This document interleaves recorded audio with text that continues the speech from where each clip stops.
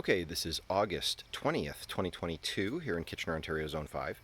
And in this video I'll talk about prepping these Earth Machine composters for the upcoming yard waste season. My yard is starting to accumulate quite a lot of waste. It has been accumulating waste all season, but I know that the leaves are going to start falling and things are starting to go brown, so I'm going to have a lot of this yard waste to deal with. If we look over here, here's some of the bins of waste that I've been collecting over the course of the summer. Now I've tried to separate out the more woody material. I can't process this with my lawnmower, this woody stuff, but my neighbor has a chipper shredder over there, nice one that we can feed material in through the top. So we kind of we're planning on doing a batch of this woody material that I've separated out. And some of this is not so woody, and I can probably maybe do this bin with the lawnmower. But anyway, I've got this material set aside. Some of it was eligible for the mower, and the other day I did a big batch, and believe it or not, this went under the mower about, I don't know, 2 weeks ago, maybe less, week and a half ago. It's pretty much finished. Very beautiful stuff. I've just had it, I mowed it all in the driveway, and then I stuck it all in this bin, and it's just been sitting in the bin and looked pretty good. But I don't think I want to use that right away. I think I want to let that cure for a little while. And so I've got these Earth Machines over here that I'm trying to get prepped for a big, there's going to be a lot of material coming in as the fall proceeds.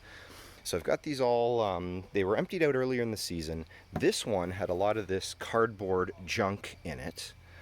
And if I peel back the junk, you can see now what's at the bottom. All of these are set up the same. So I've got this mix of shredded cardboard and, old compost as kind of an inoculant. If I were to scratch that away and look beneath that, there's more cardboard. There's like phone books and it's a lot of junky material in here.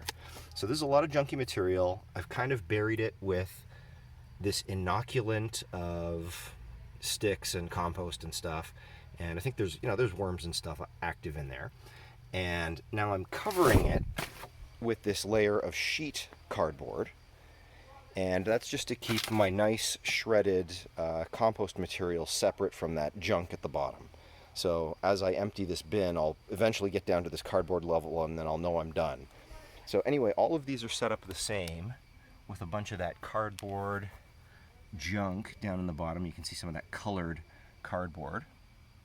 As we look through the vents here, this colored junky cardboard in the bottom. We'll look in the top of this one. You can see it's all just this sheet cardboard, again, covering the junk cardboard and that layer of compost and mud and whatever else as the inoculant to let critters work on that cardboard. But in this middle one, so we'll look over at the middle bin here, I've already started filling this. Now, yesterday I did a batch of shredding.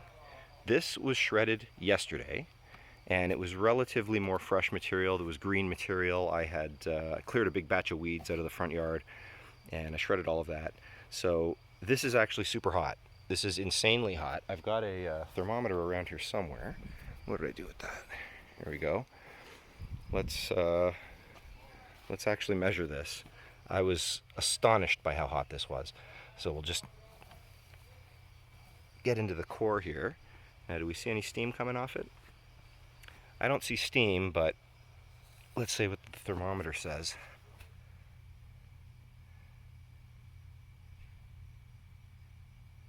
That's pretty hot.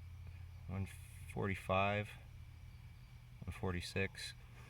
So, brand new fresh material, shredded with the lawnmower, gets hot super fast. So this is probably, good in a couple days. I can just feel the heat coming off that. It's got this kind of a pine menthol smell. But anyway, what I'll do, I'll let that go for a couple days. I think I'm going to just combine these two batches of material. This material here is very cold. Again, it's about maybe 2 weeks old now. It's been sitting in the bin. It was hot the next day, but it's cold now. But what I'll do is I'll let this go for a little while, and then I'm going to combine these, that material with this more fresh material. Give it just one kind of turn to let it have what it needs from that one turn, and then maybe this material will be good to dress the beds in the fall. And then, because I'm going to just have, again, all of these trees are going to drop everything, and I'm going to have a ton of material, and it always overflows these bins. So it's better to get the material processed fast, shred it with the mower, let it compost really fast, really hot, and have it ready to use and distribute in the yard, and free up these bins for all the more junk that's going to flood into them. Anyway, that was a quick one on setting up the composters for the flood of fall material. See you in the next one.